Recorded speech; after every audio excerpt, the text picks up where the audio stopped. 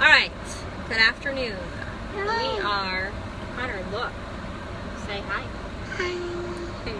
Alright, we're at karate and we can't go in because somebody doesn't behave and hasn't napped. So that's kind of trying and hard when you have children, right? So I wanted to talk about emotional eating. It's kind of key that the older ones aren't listening.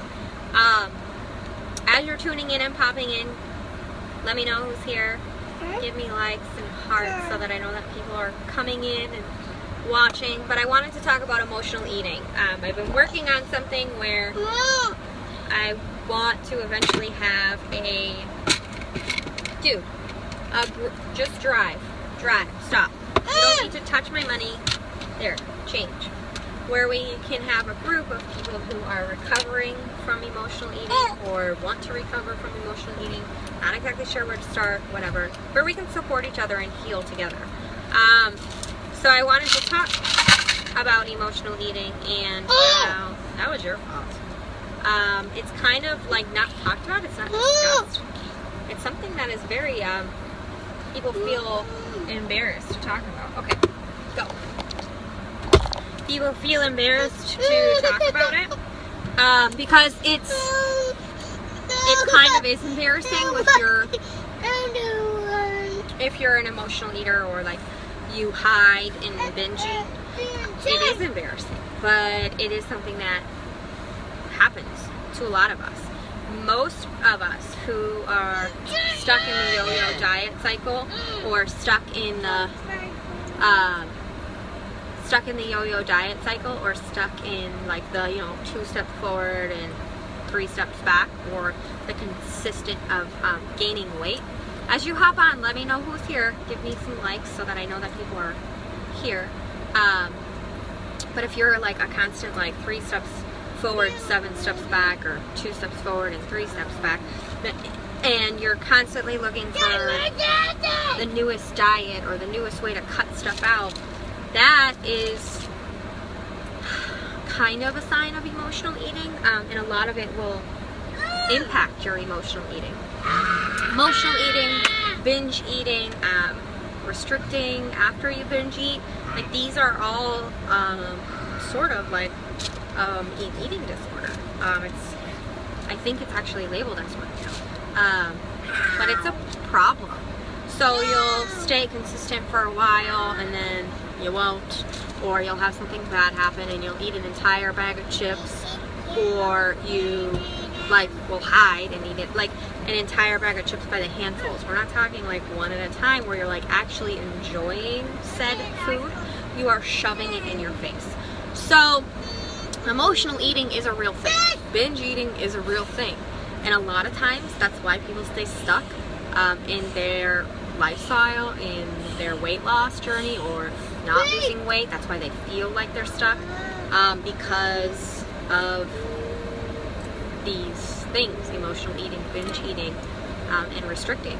So I will forever be a recovering emotional eater. Even now, like when I went to the grocery store today, I was looking at the Oreos because Oreos were one of those things that I completely binged on and would eat the entire box, and then feel guilty the next day and eat maybe like carrots and feel like working out extra hard would help me whatever, burn off that entire box of Oreos, whatever. So I still kind of look at them and I won't buy them, and that's step one. Don't buy the things that you like to binge on. If you have preferences, I had preferences, and even sometimes I would binge on the healthy things. Some people do that too, but I look at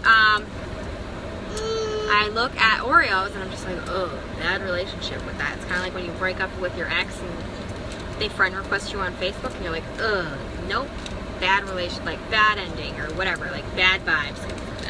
That's how I feel with Oreos. I don't think I've actually had Oreos yet since I started recovering from emotional eating, because it's that bad vibe, like when you break up with somebody and then you see them in a bar or out to dinner or whatever, and you're just like, ugh, bad vibes. That's how I feel with food that I used to binge on.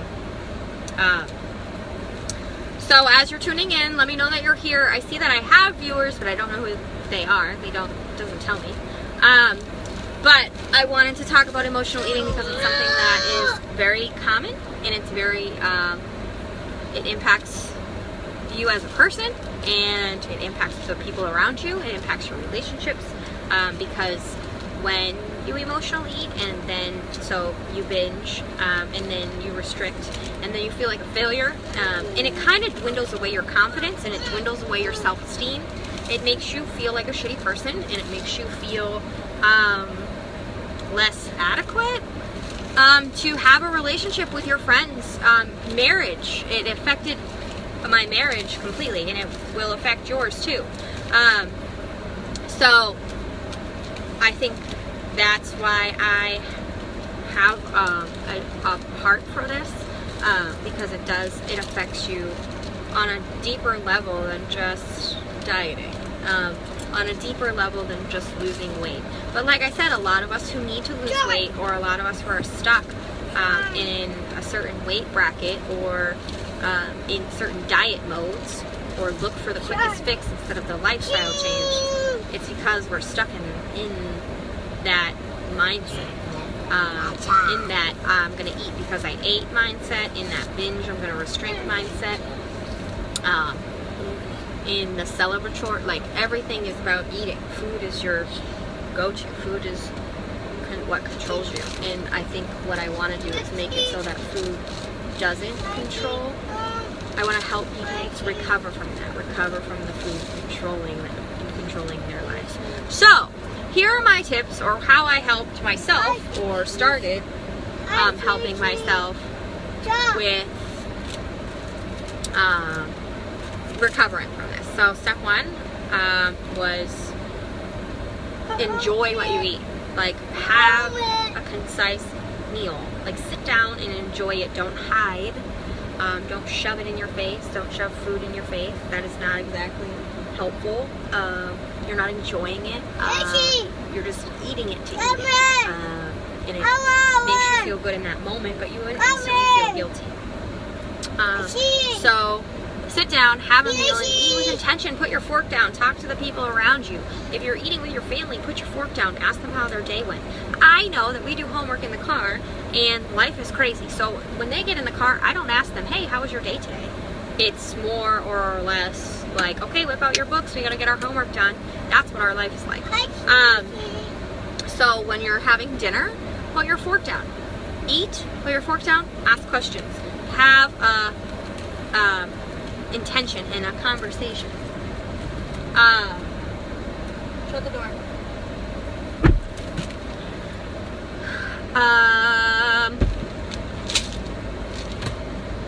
Food journaling. Write down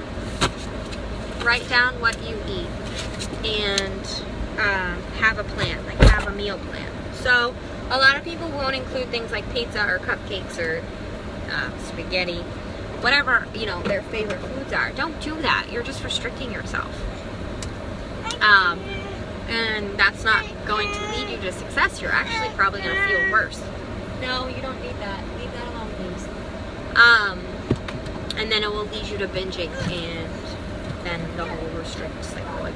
So make a meal plan, write down your journal, write down what you eat, and follow it. Make a meal plan and follow it. If you have Friday pizza nights, then just have pizza on Fridays. I'm not sure what this whole thing with dieting is, where people, or whatever, however you eat, where like you can't eat tacos or you can't eat pizza. If you like that stuff, that's fine. Just account for it. Write it in your meal plan and account for it. If you want to have a cupcake or a Reese's peanut butter cup, write it in your meal plan and account for it. Don't restrict yourselves, and don't put the foods that you like in there because you feel like it'll set you for failure. It won't. In fact, like, having yourself not eat those things is going to lead you to binge on those things and then fall into the cycle of restricting because you feel guilty. So have a meal plan. Write down what you eat. Keep a journal. Sit down with intention and have a meal. Talk to the people around you. Have a conversation. Put your fork down. Enjoy the company that's around you, because when you just shove your face, you're not eating with intention, and you're not really going to realize if you're full. You're just going to keep going and going and going. So when you sit there and have a meal with other people and you pace yourself and you put your fork down and you have a conversation after you chew your food, obviously after you chew your food, you'll notice that you're full more, and or you'll notice that you're full and you won't continue to eat and then be overstuffed. Have options. Have options. Like, make healthier options of your favorites. I do that all the time. I make healthier options of my favorites, whether it's a Reese's peanut butter cookie or an oatmeal peanut butter chocolate cookie. I make healthier options of my favorites. So have options. Another option I have is Shakeology. It's a superfood dense nutrition, and I make a lot of my snacks out of that too. And it helps curb my horrible sugar cravings that I had. Have options. Make healthier options of the things that you like, of the snacks that you like, of the treats that you like. Make healthier options. So sit down with intent. Don't just shove your face. Don't hide. Shove your face. Have a meal plan and follow it. Put your favorites on there. Put pizza on there for Fridays. Put tacos on there for Tuesdays, but just account for it. Don't go overboard. Don't have 7 tacos or 7 slices of pizza, because then that's when you're gonna eat the whole pie or the whole pan of tacos. Plan accordingly ahead of time, whether you count calories, measure, whatever. And when you eat with intent on these things, your body will start cueing you when you're full. And learn your triggers. Learn what your triggers are. You'll start to talk to yourself. This sounds really weird, but we all talk to ourselves, okay? In your head, you'll start to hear yourself say things, and you'll start to hear yourself talk to yourself about the food that you want, or I had a really bad day, I could really stop at McDonald's and have a McFlurry, or whatever it is. For me, it's when the kids would go to bed, I had a horrible day, and I would eat a whole box. I would literally eat a whole box of double stuffed Oreos with a freaking huge glass of milk, some Reese's peanut butter cups, and some Smart Food popcorn. That is what I would eat. So learn what your triggers are. A lot of people, it's anxiety. Bad day, winding down, horrible day, so you're stuck in traffic and you want to go through the drive-thru. Learn what your triggers are. Start to hear yourself in the thoughts that you have. Also, when you if you do slip up, okay, here's another thing. If you do slip up, don't talk to yourself negatively. Don't call yourself a failure. Don't say things that are mean. You slipped up once. Talking to yourself and telling yourself that you hate yourself because of what your behavior was is wrong. Talk to yourself. You hate the behavior. You don't hate the person. So that's a huge difference. So learn to change how you talk to yourself. Learn your cues, learn your, learn your cues, and what are they called? Damn, I'm losing my mind. Your triggers. Getting stuck in traffic and you want to go through the drive-thru at McDonald's. That's a trigger, and you have to kind of like talk yourself out of it. When you start to realize your self-talk, you have to talk yourself out of it. And learn how to talk positively to yourself, because that's important. You can't sit there and tell yourself how much you hate yourself because you screwed up, because that's not going to help you. Alright, so I hope these help you, and I hope you have a good night.